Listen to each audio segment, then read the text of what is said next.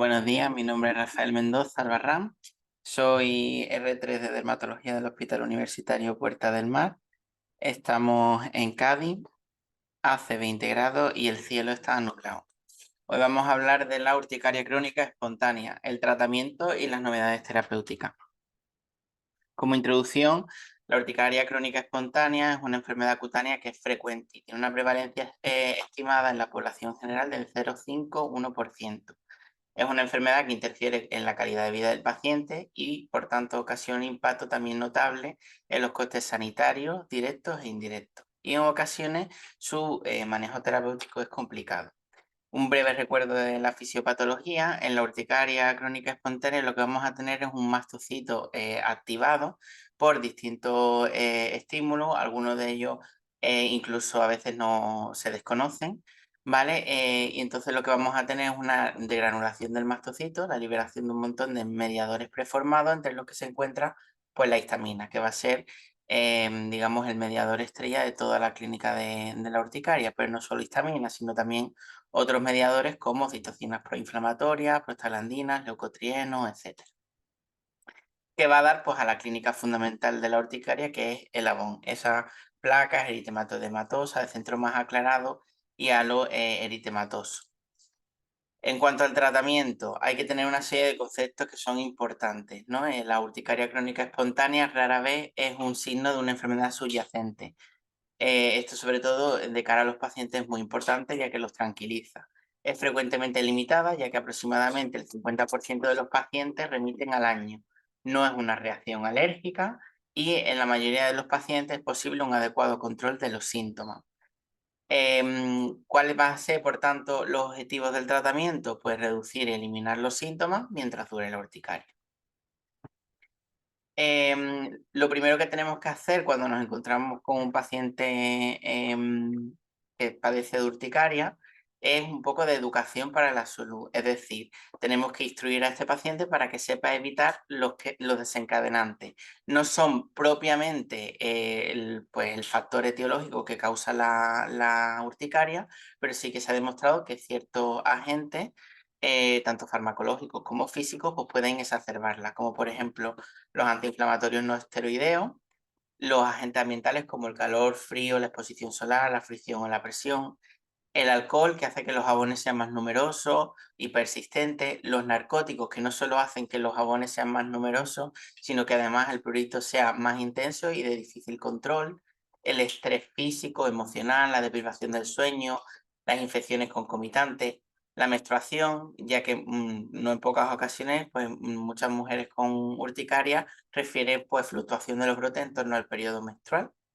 Y el uso irregular de antihistamínicos. Y esto es muy importante porque se ha visto que un uso errático y constante de los antihistamínicos pues, puede traducirse en un peor control de los síntomas. Por tanto, siempre que tengamos una urticaria crónica espontánea, los antihistamínicos tienen que ir pautados. Bueno, un poco me he ido a lo que dicen las guías, tanto la americana a la derecha como la europea y las internacionales. Y ambas coinciden que el tratamiento de primera línea son los antihistamínicos.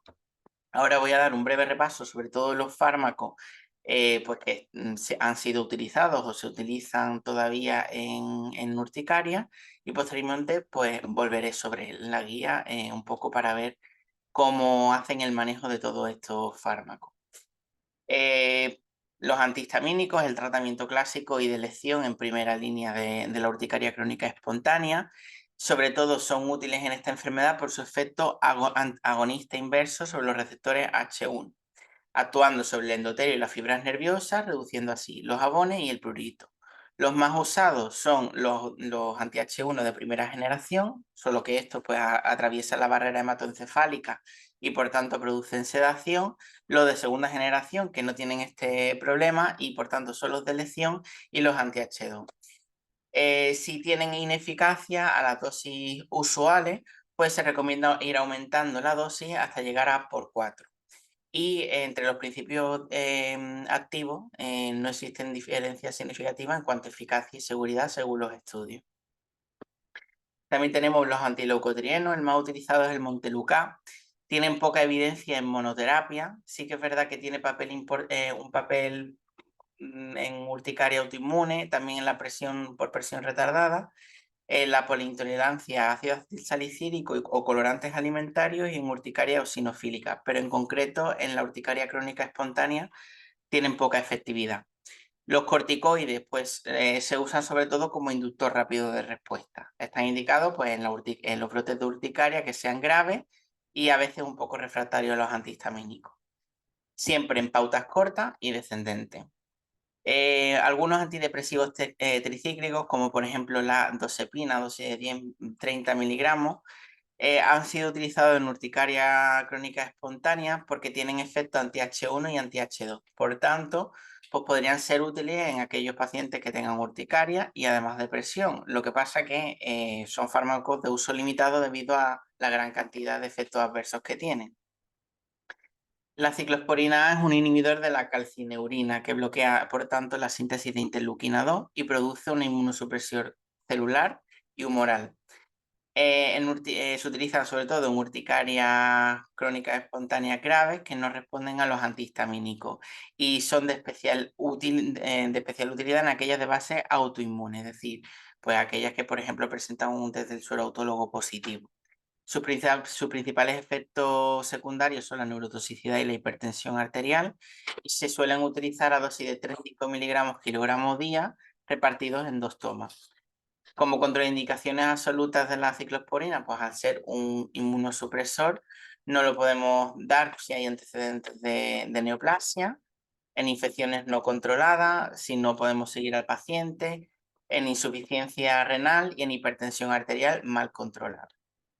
El micofenolato de mofetilo tiene papel en la urticaria crónica al inhibir la producción de anticuerpos frente al receptor de IgE. Por tanto, es de utilidad sobre todo en las de base autoinmune, aunque también se ha visto efectividad en la idiopática.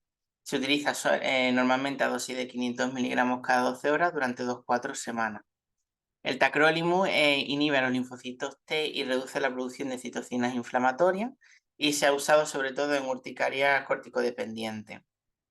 Y el metotrexato pues, puede ser útil como ahorrador de corticoides, también en urticarias corticodependientes a dosis de 10-15 miligramos semanales. La fototerapia tiene un papel en urticaria ya que pues, se ha visto que puede reducir el número de mastocitos en la dermis superficial y es útil en combinación siempre con antihistamínicos, tratamiento de primera elección, durante 1 o 3 meses. Y en algunos casos se postula que debido a esa reducción de los mastocitos en la dermis superficial se han visto casos de eficacia a largo plazo. Las inmunoglobulinas intravenosas, un tratamiento que, bueno, que ha sido utilizado, pero está reservado a las últimas líneas y cada vez se usa menos, tendría algún papel pues, en la urticaria crónica autoinmune refractaria a otros tratamientos. Y también pues, se han dado algunos casos de buena respuesta en urticaria por presión y en urticaria solar. Y llegamos pues, a uno de los fármacos estrella en el tratamiento de la urticaria, que es el omalizumab. Es un anticuerpo monoclonal humanizado recombinante anti-inmunoglobulina E. Lo que va a hacer es disminuir la IgE circulante y los receptores de esta inmunoglobulina en los basófilos y en los mastocitos cutáneos, previniendo así su degranulación por autoanticuerpos. Esto hace que sea muy útil en urticarias de base autoinmune, pero sin embargo no es la única en la que ha demostrado efectividad, sino que es útil prácticamente en todos los tipos de urticaria, en la idiopática e incluso en las urticarias físicas. Como efectos secundarios en general son leves y bien tolerados. Pueden dar un poco de cefalea, inflamación local en el lugar de la inyección, rinofaringitis o diarrea. Y otros tratamientos así un poco pues, englobados a modo de resumen, el nifedipino tiene resultados contradictorios según los estudios, se puede valorar como antihipertensivo en pacientes que tengan urticaria.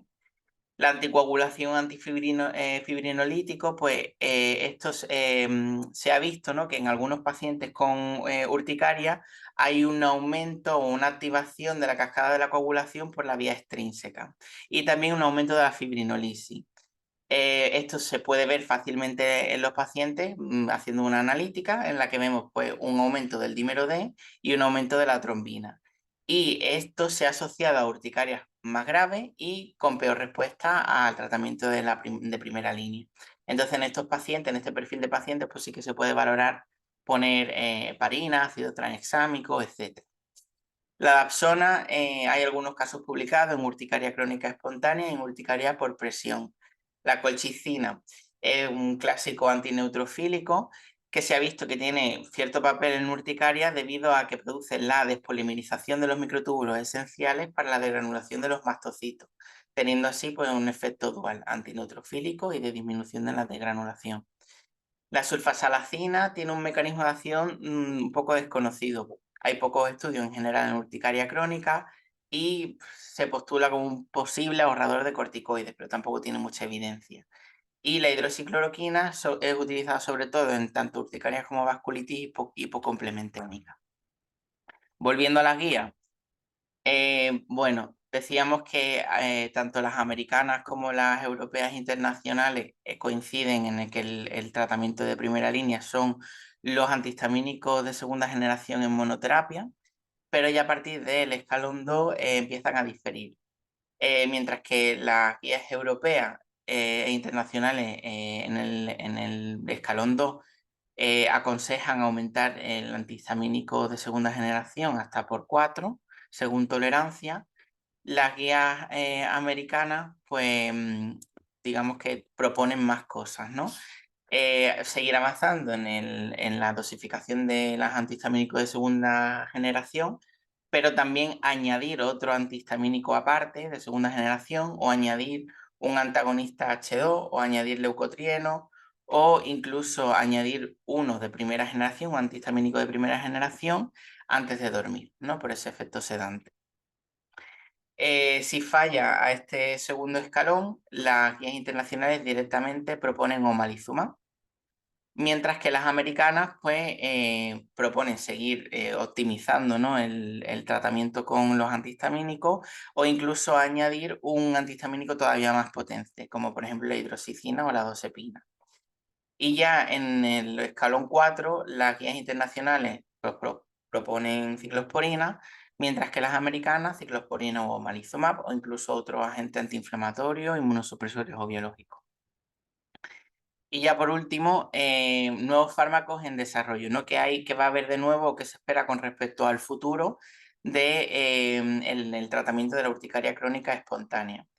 Bueno, hay muchas dianas terapéuticas. He querido traer esta imagen un poco pues, para que veamos la dificultad de la fisiopatología de la urticaria y las numerosas dianas terapéuticas que hay y que se están desarrollando. Lo voy a esquematizar todo un poquito para que no se haga engorroso. De fármacos nuevos, pues tenemos el ligelizumab y la molécula UB221. Ambos son anticuerpos antiinmunoglobulina E que tienen mayor afinidad que el omalizumab. Y pues el ligelizumab está consiguiendo resultados prometedores en ensayos de fase 3 frente a omalizumab y placebo. El UB221 aún está en fase 1. El AK002 es un anticuerpo monoclonal humanizado contra Siglec-8 que inhibe la actividad de los mastocitos y reduce los eosinófilos y se encuentra en ensayo clínico de fase 2A. El AZD1981 es un antagonista oral de CRTH2 en ensayo de fase 2. El fenebrutinib y el LOW064 son inhibidores también orales de la tirosina quinasa de Bruto y se encuentran en ensayos de fase 2. Y el GSK 264, 626,4 son inhibidores tópicos de SIC. Y bueno, parece que producen una inhibición in situ de la liberación de histamina. Como conclusiones, pues la urticaria crónica es una enfermedad heterogénea, persistente, debilitante y a menudo mal controlada. Los antihistamínicos y el omalizumab son los únicos tratamientos autorizados actualmente y se necesitan pues, más tratamientos adicionales y mejores. Se espera un futuro prometedor para el tratamiento de esta enfermedad que viene de la mano del desarrollo de numerosos fármacos con nuevas dianas terapéuticas y mecanismos de acción. Y muchas gracias por la atención.